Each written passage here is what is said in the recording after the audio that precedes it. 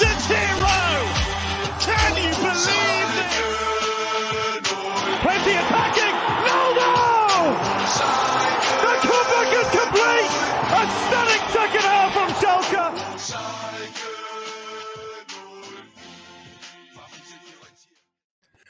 Blau und Weiß ein Leben lang. Hallo meine Leute. Willkommen zum einzigen Schalke Podcast auf English. That's right. Officially the world's only English Schalke podcast. Welcome to episode 150 of SchalkeMerica. I'm your host, Richard Carmen. Joining me as always, co-host Jack Mangan. Jack, how we doing? Not great, sir. Not great. It's a drinking mood. Yes, that's true. Cheers to you, my friend. Cheers. Poor result over the weekend, and not the first recently, and then pretty big decision from Schroder. So we are in a tough spot at the moment. Where do you want to start tonight? Well, let's get to the elephant in the room. GRAMMOZIS has been fired as manager of Schalke. And Mike Büskens takes over. Yeah, after the poor result of the last several games. I mean, we talked about heading to these last 3 games and really the 5-game stretch that these are must-wins. We had to win them because we had a tough ending. And what do? We dropped 2 out of 3 games to bottom feeders. And as a result, GRAMMOZIS is out. Büskens is in.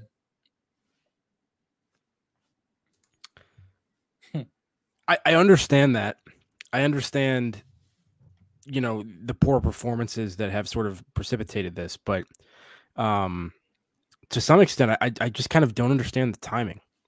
Yeah. Because, flash back to December, you and I are doing our sort of mid-season review pod that we do every year, and I asked you at the end of that pod, how do you feel about things? Like, where's your optimism level? And what I said at that pod was, I don't think we're getting there with GRAMMOZIS. I think, as I've been saying all season, I think the squad is good enough. I think Schroder's done a good enough job with that. I don't trust that, the deficiencies in the squad are going to be enough to kind of get us over the top, because I don't think GRAMMOZIS is able to address them properly. And so to me, it was like it's difficult to get rid of him at that point, because you were still, within touching distance of where you needed to be. But at the same time, if you don't pull the plug in December, then you get into a situation where 4 or 5 matches into the second half of the season, or whatever it is, you get rid of him, then you have less time for a new manager to come in and even kind of put their stamp aside and excuse me, and fix anything. And I think that even if that was to be the case, I would have personally expected that we'd be getting, some other manager, like a proper manager in. And so not only have we ended up doing this move late in the season with very little time for the new person to come over and do anything, it's Büskens. And it's like no disrespect to him, but like when they announced that they were getting rid of GRAMMOZIS, I did not expect 3 days later, whatever it was, to then hear actually it's going to be him caretaker manager to the end of the season.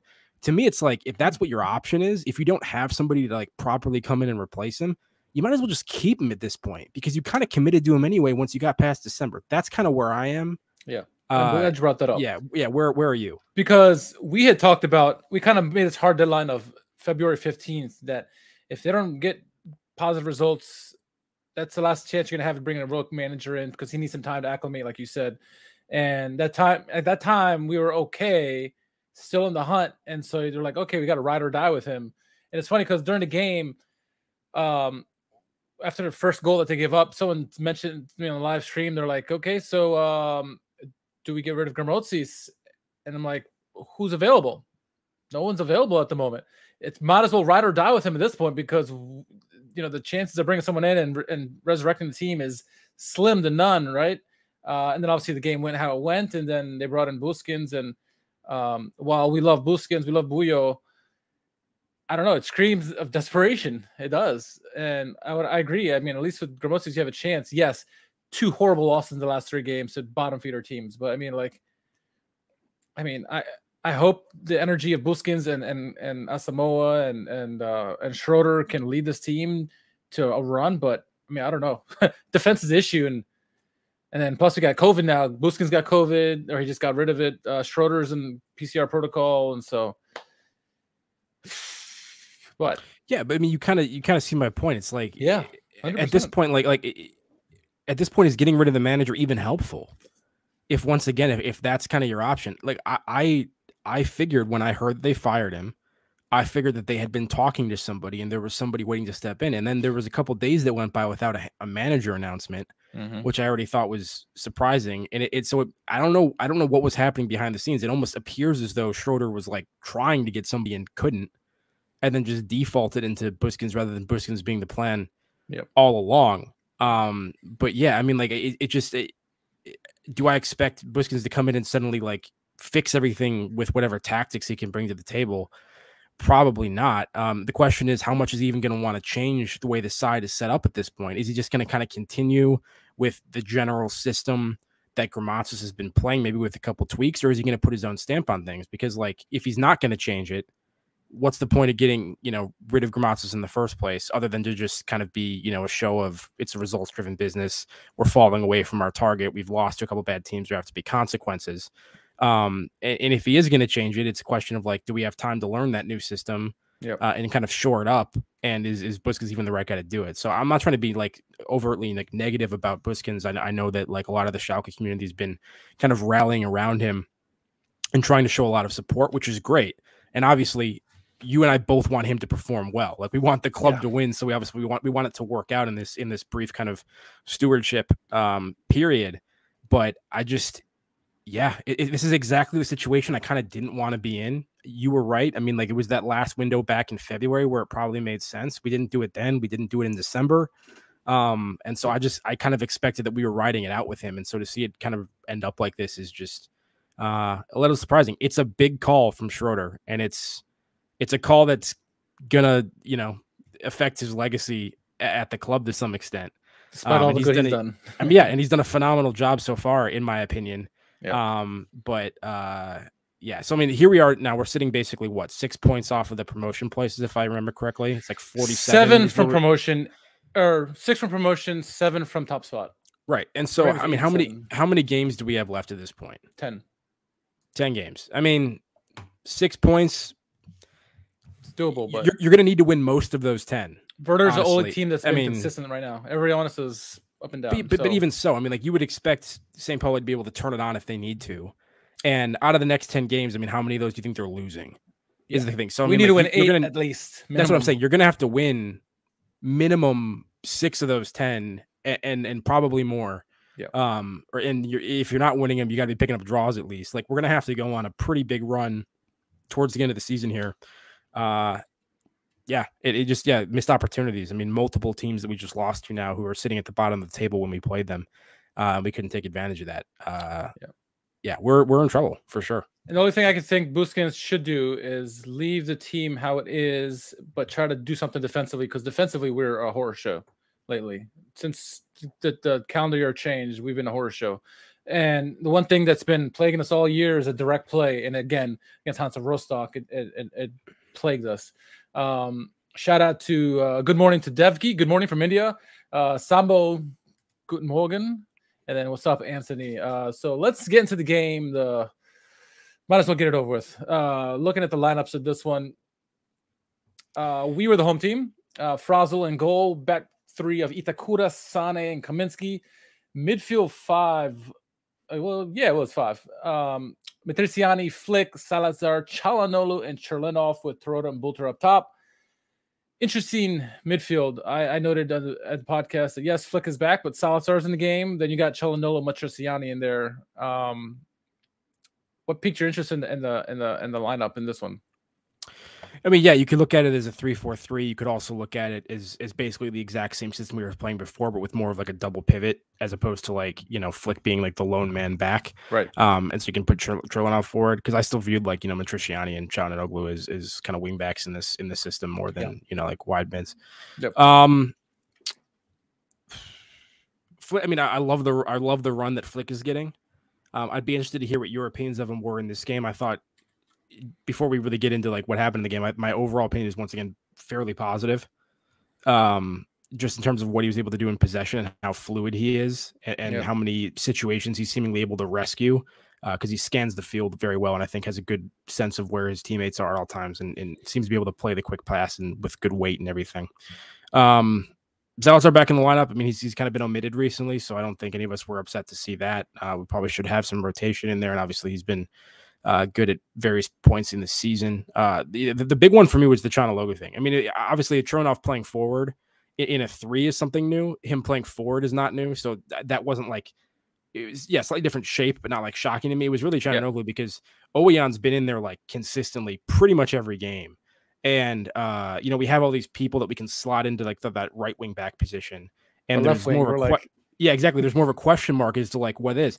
And I think the one positive to come from this weekend is you look at the performance from Chanaloglu. Yes, it's against a Rostock team who's in 16th place at the time, although they beat us. But you look at that performance and you're like, man, if Oweyan goes down, we might be okay, because that was a hell of a performance from the youngster. Absolute wand of a left foot. I mean, able to get crosses on with great depth and width. Literally created 2 goals.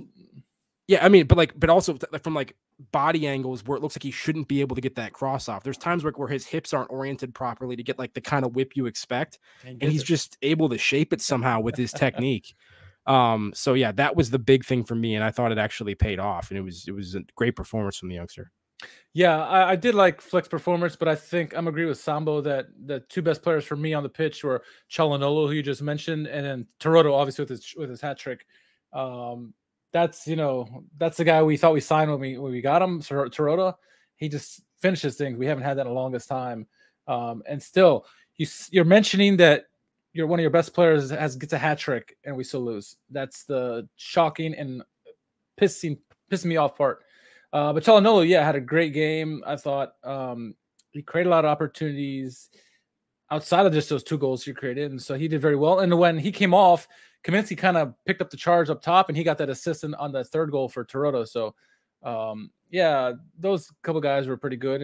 But the lineup, Matriciani, I was hoping for better things, but got burned on the 1st goal, arguably on the 2nd goal as well, and it's just more lapses in defensive judgment in this one. But looking at the lineups for Hansa, I mean, Verhoek, I knew about Breyer and Behrens as well. Ingelsson is a guy who had pretty good against us, and obviously another former player, Timo Becker, in the lineup. Were those basically the guys who were worried you going to this game, or what were your thoughts? Kolke had a great game. I mean, dude, Verhoek is maybe one of my least favorite players in the history of soccer. I absolutely despise this man. I mean, he far eclipses my derision of like Timo Werner, for instance. And you know how much I despise Timo Werner for his flop way back in the day. Verhoek is basically a whiny tryhard, which is like my least favorite combination of traits in like a mediocre like player. Right. I mean, listen, props to him. We'll get to this in a second. He took his goal very well. He also made a meal of every ounce of contact that came his way, as did most of the Rostock players in the second half. I thought they were a joke, honestly, in terms of the way they handled that. The referee unfortunately ate it up far too often. But what are you gonna say? I digress at this point. Let's get back to the actual flow of the match. But yeah. And Devke did ask us what's our preferred formation. He thinks 4-4-2. I like this formation, honestly. I think the 3 center backs has been working very well. And then if you have a healthy right wing back and Oweyan or Çalhanoğlu, it seems to work out with whoever. We've got to figure out who's playing that central midfield role. Bulter, Schroder are wonderful together, I think. So I'm okay with keeping that formation. I don't want to change it now. If you're going to change it, you wait till the off season. A little too late to change anything. But yeah, so the game. This is an odd one for me, right? Well, one, we do live streams, and usually we have a feed that we can watch. And sometimes the feed doesn't start until maybe 10 minutes in, 20 minutes in, sometimes at halftime. My stream never came in. I could not have a stream. It was not on ESPN Plus, so I had to revert to Schalke's German audio for the entire game, which is fun. But I had to end up watching the game again later just to see what I missed from the audio. But yeah. What it sounded like and what it was, I mean, you look at statistics, 26 shots to 10. We pretty much dominated every category in the game, but we just couldn't finish it. No, I mean, how many shots on target they have? 4? with 4 goals. This is what I'm saying though, is like this actually this wasn't the worst defensive performance we've had. No. For the majority of the game, we were fine. There was just a couple mistakes on individual plays, which we'll talk about. And so I guess, sorry, just quickly getting back to the GRAMMOZIS thing, like this just feels like, once again, kind of a reactionary firing. It's not that I think we should have had him as our coach at this point in the season anyway. Yeah. But like that was one of the more fluid attacking performances we've had. And I don't think the defensive frailties largely were attributable to like lapses weaknesses in the system that he set up or like whatever. I mean, there's a lot of individual mistakes that happen in this game. And so I feel like the GRAMMOZIS taking the brunt of that is just sort of weird as well, but maybe you feel different. I don't know. No, we argued the tactics for GRAMMOZIS this year as a whole have been poor, but in this game, this game in particular, we were getting goals. We were dominant in this game. It was just the lapses in judgment. Their first goal came in the 25th minute through Svante Ingelsson. We are doing good pressure on their end. We get a corner kick. We put like everybody up there. Unfortunately, the Salazar crossed into the box, misses everybody, and they go on a counterattack. Ball gets up there for Hulk. He gives it off to Ingelsson, and Ingelsson puts it away. And like I said, it beat us on a counterattack. Matriciani just got beat. Didn't read the play well. I mean, everyone and their mother could see Verhoek wasn't going to do anything with the ball. Maybe it was Breyer, but he wasn't going to do anything with the back against his goal. And he was going to pass it. And Matriciani didn't read, unfortunately. Caught Ingelsson in stride, and he slides it home. And I was like, it was gut punch. It may have been him and Flick that were there. Maybe. And it may have, I forget if the other person was Flick. Maybe it was like Edith Kerr or somebody, but like one of them had to track the runner. Yes. And just go with the runner. And they both sort of stayed stationary. And I mean, the runner went to Matriciani's side. And as you said, he was a little bit late to react.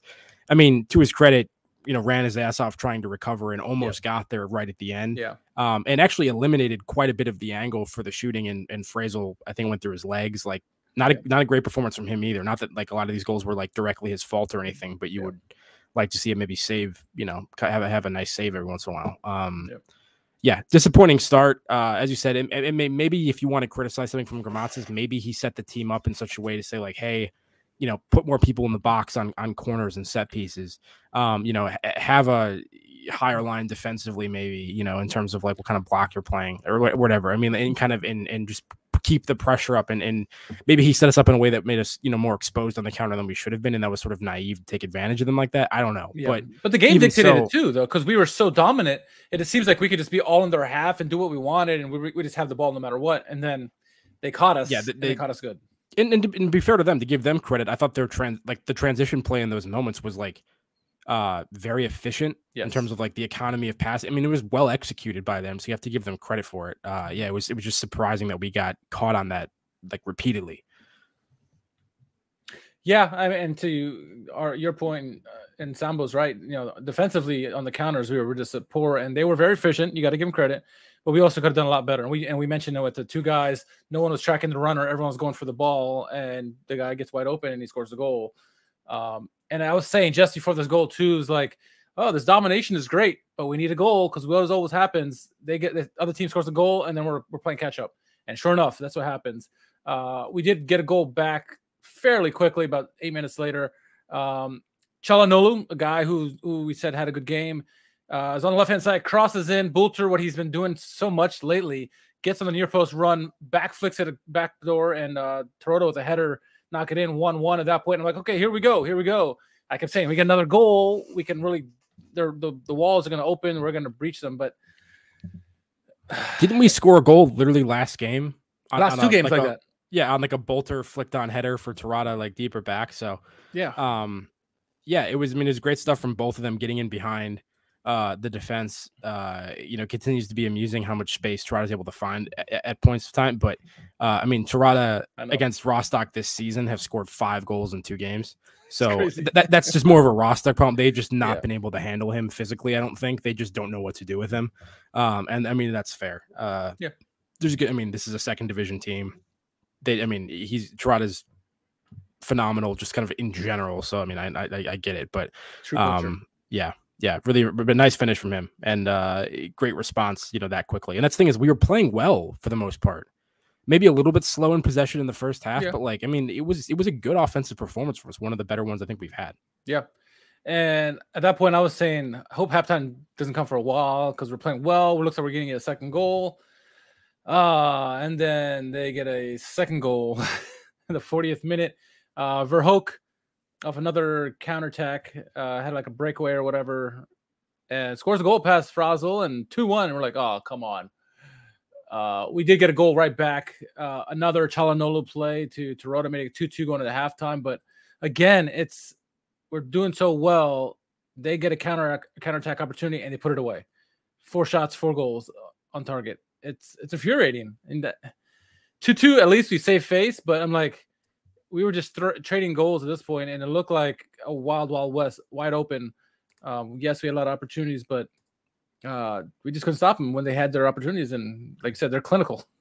Yeah, I mean, like Sane and Kaminsky, I think both got burned on that particular counterattack. And you know, even though I just was ranting about this guy for a second, I mean, you got to give him credit. It's a nice touch from Verhoek to kind of corral that, because it was a nice through ball, but it was a little bit out of his reach, and he really had to kind of reach for that, and then had a nice finish. On it. Kind of difficult to see in the sun. It was one of those like few games that we get at the Feltons Arena where the actual open roof and everything is kind of coming into play in terms of some of the shadows on the pitch and everything. And then then like that was Çalhanoğlu again, right, for the second goal. I mean, that was primary assist that time. In Tirada, I think this is the Tirada play where his defender's like, kind of on him or whatever, like has a body on him, and then just kind of lets him go.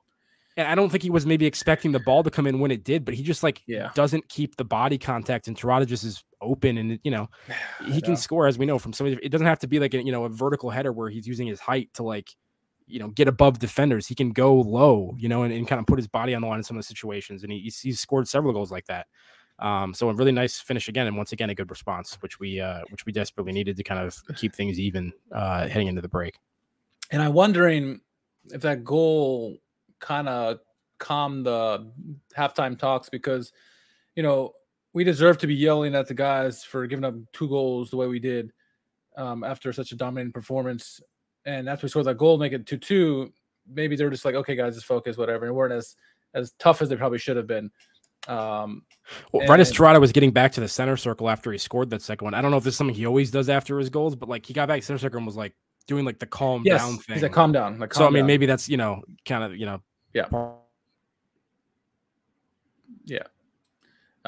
and then coming out of the break, 56th minute, Breyer, who was pivotal in the first goal, I think it was, he gets his goal in the 56th minute, deflects. Çalhanoğlu's having such a great game up to this point, and then it deflects off of him, goes into the goal, 56th minute. And you're like, we can't buy any breaks in this game. They get a goal 3-2 at that point. And you're thinking, oh gosh, here we go again. We got to catch up again. And this time there wasn't an instant reaction. I mean, yes, we reacted in terms of we kept putting pressure on them, but the goal didn't come for a while. And for a while, I wasn't sure if the goal was going to come at all. I don't know about how you felt as that second half progressed after we went down.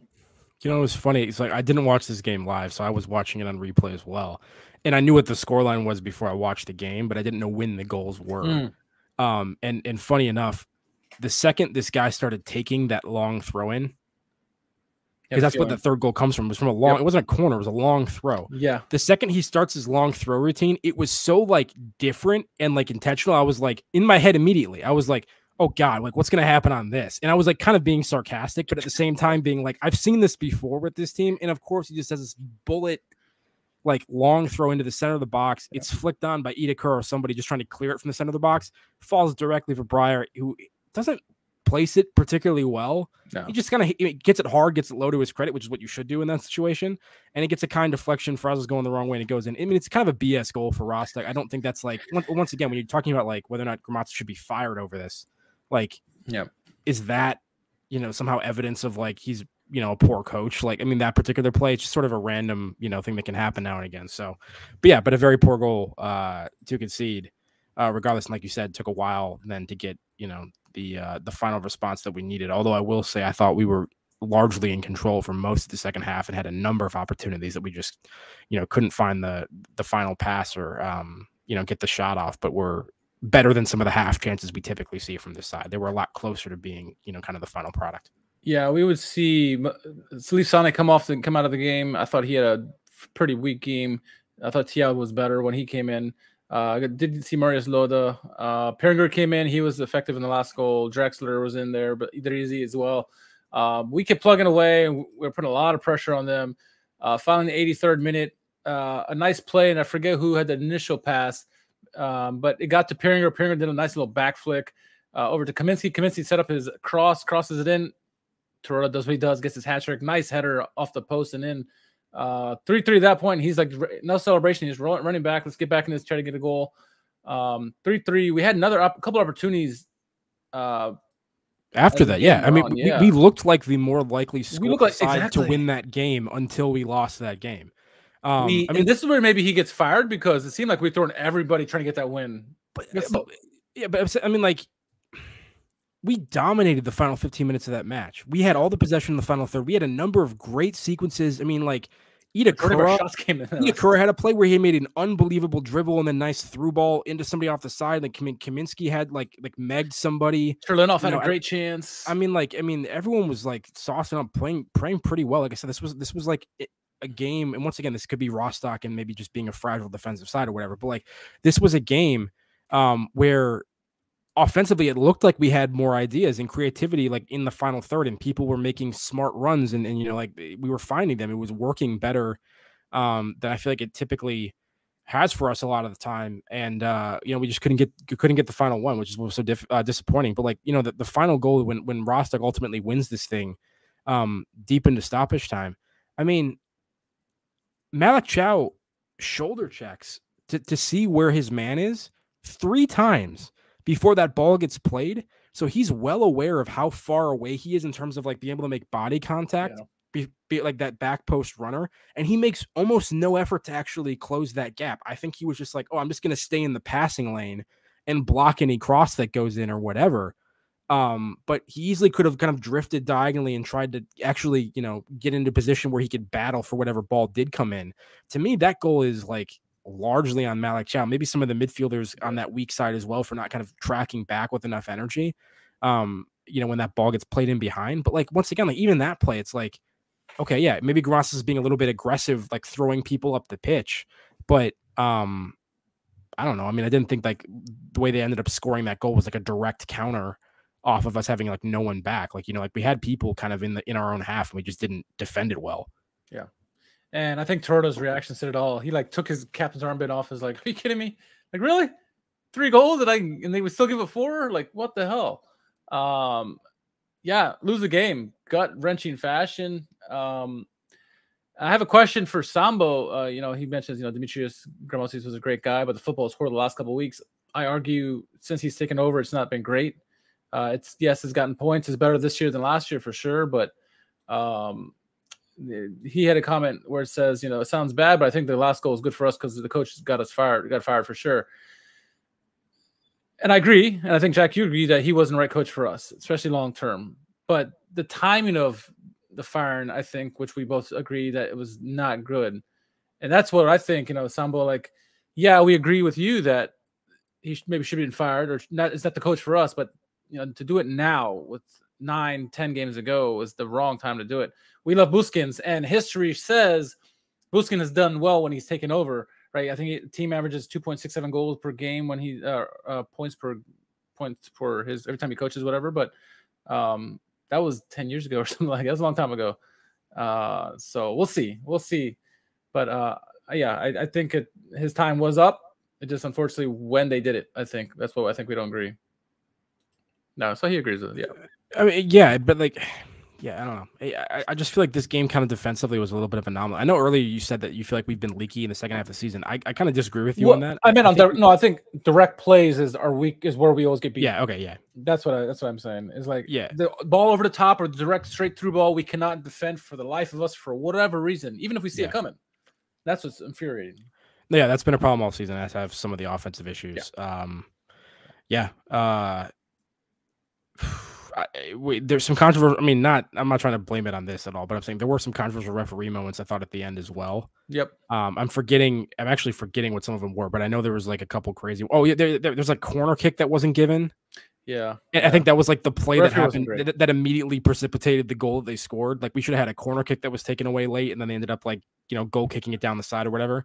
That was a clear as day out on the defender. None of the players on either team reacted as if it wasn't going to be a corner. And then the referee just like gives it as a goal kick and everyone goes crazy. I mean, yeah, wild, but yeah, no, for sure. So as a result, we look at the standings. If we have to, I guess. Werder Bremen in first place on 48 points. Darmstadt and St. Pauli in the playoff positions with 47. Nuremberg 5 points behind them in fourth. We are on 41 points in sixth position, so 7 off the top, 6 off a playoff spot. There is separation now between third and fourth. You know, the one saving grace in all of this is the only team that's playing actually really well at the moment is Werder Bremen. They're in first for obvious reasons. But every other team, Darmstadt, St. Pauli, Nuremberg, Hamburg, obviously us, we've been up and down. And so if we can get on a serious run, we have a chance. But, I mean, it's going slow. So it's 9 games remaining, right? Not 10. It's 9, I think. 25 match days in the books. Yes, you're right. 9 so, games. I mean, 6 of those? You might have to win like 6 of those. You know what I mean? Like, we're just trying to kind of like think it out in our heads. You might have to win like 6 of those 9 to make up, you know, and hope that there's other people dropping results as well to kind of make up the 6-point gap at this point. Yeah, it's not great. And I mean, so many of the losses recently, you didn't expect those to be coming down the pipe. And like, as you said, the schedule's going to get a little bit tougher here, you know, towards the end. Almost kind of situation like Everton's in to some extent in the Premier League, right? Like their schedule is terrible and they're in a bad spot too in terms of like relegation on their side. So, it's tough. So, I mean, anything else you want to add about, you know, Büskens and how you think that's going to work out? Like I said, to me, it's just kind of like, I know you mentioned like, you know, the goal return per game. I mean, or the point return per game that he's had in like those kind of situations. And I get that, you know, he's like a club guy and has been part of the coaching staff and, you know, whatever. It just, to me, it's just kind of like, if you're Schroder, Schroder must either be desperate or he must really believe that like GRAMMOZIS specifically is holding the team back. Right. In a way that like a number of other coaches could fix easily with the talent he has. He may be right about that. I don't know if he is. I think that's a little bit suspect. But yeah, so to me, it's just kind of like, this is maybe the result that I wanted, but it's not really when I wanted it or when I think it's a good idea. And so that makes it almost not the result I wanted. So I really am confused about this and I don't know how to feel about it. Outside of maybe Hoop Stevens, right? Or maybe Jupp Heynckes, who would never come here. There's no one really in the world that would come in here and be able to for sure save us, honestly. And if it's going to be anybody, it's probably Büskens. I wouldn't even want Hoop Stevens back again at this point. And he said he didn't want to come back. He said, I'm not even in the market. I wouldn't either. I love him, but I wouldn't want him back either. And so I guess we're going to have somebody. It's got to be Büskens, right? And then he gets COVID, can't even participate in the first training with them. I know Schroder is under evaluation as well for COVID. Hopefully we get Büskens back for the first game. I don't know if he will. The game's on Sunday morning, 8:30.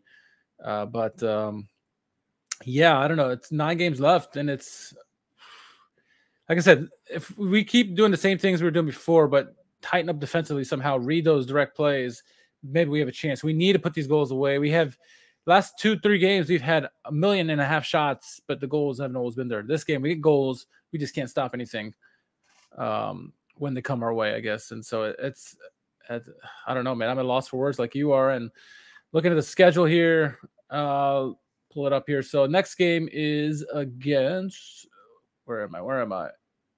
Ingolstadt. Ingolstadt's the next game. That's on Sunday, followed by Hanover, Dynamo Dresden, and Heidenheim, and then we get into the gauntlet. Thank God Buzilev's no longer there because you know he would score against us. That's just the way it is. Yeah, we got a game off. And speaking of that, in the interest of fairness, Timo Becker, not a particularly good game for him. I thought he was probably like one of the most blah performances from Rostock in that game. So who? Becker. Yeah, I agree. Yeah.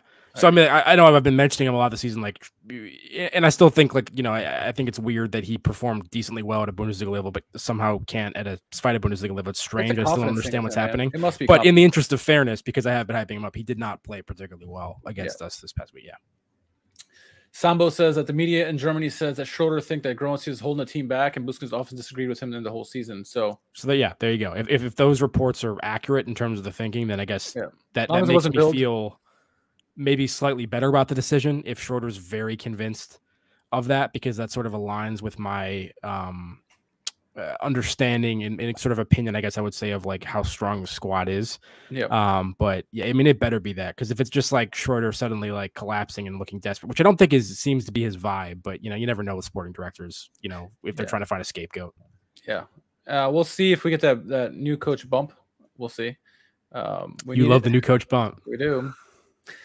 I was gonna say some stuff. Oh, so you mentioned a few days had gone before we had a manager, and then rumors. It was funny because I don't know if it was on our podcast or maybe during a live stream. I had mentioned how I saw. Oh, it was during a live stream. I mentioned how at the beginning when we lost Mirko Slomka many years ago, he went to Hanover, and I followed Hanover just a little bit because I like the coach so much.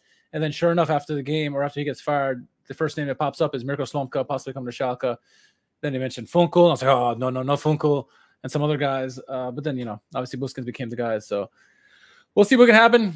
Short turnaround. No matter what, we need to get a turnaround. We need to get results quick. I mean, if there's any chance, any kind of hope, we have to win this next game. But we've been saying that for the last 3-4 weeks.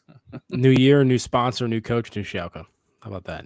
There you go. We didn't even mention it. Last episode, we said Viva West is likely. That's what we thought from the rumors. So new title sponsor, Viva West. Love it. I guess I don't know what is it, like a North Rhine-Westphalia, like kind of housing company, apartment company, something like that. I don't know. Yeah, I don't know what the deal is, but props to Schalke for finding a replacement that quickly, and hopefully that helps bridge. I didn't see what the details were if we had any sort of like financial numbers out of that yet, but hopefully that helps bridge whatever the gap is between that and sort of the Gazprom money. Yeah, and I think if we are to make the Bundesliga, that'll help too, get more sponsors. But if you're not, you better find some money some way, somehow. Apparently Gelsenkirchen, which starts with a G, has not been friendly to G-sounding names lately, with obviously dropping the sponsor and then dropping another coach. So GRAMMOZIS gone. I think it's time for us to go. What do you think? Anything else? Final thoughts for me would just be try to take some positives from it. And the positive, once again, an additional data point in terms of potential depth at the left wing back position through the performance of Çalhanoğlu.